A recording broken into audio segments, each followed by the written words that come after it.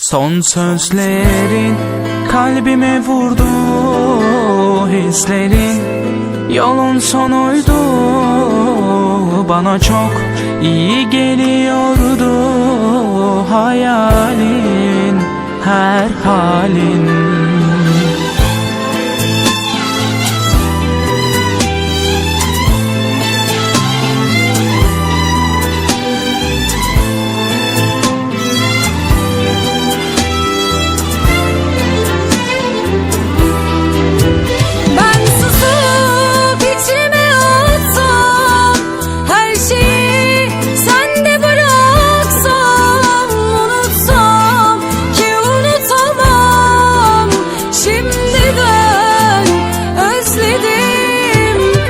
Rahat mısın bensiz? Doldu mu yerim sessiz? Kim gelse kalbe yetersiz.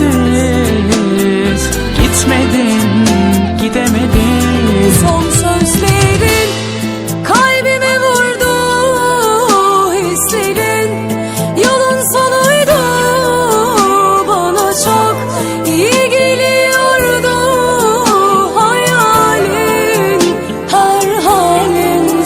sözlerin, kalbime vurdu, hislerin yolun sonuydu.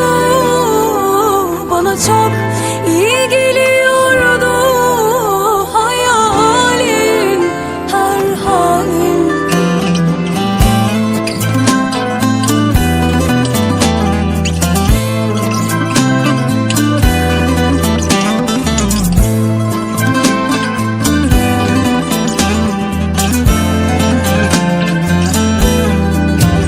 Ben susup içime atsam, her şeyi sende bıraksam, unutsam ki unutamam. Şimdiden özledim. Sen rahat mısın bensiz? Doldu mu yerim sessiz? Kim gelse kalbe yetersiz.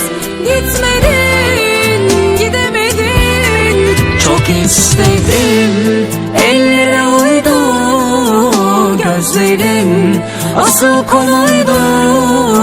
Sanki çok iyi biliyordu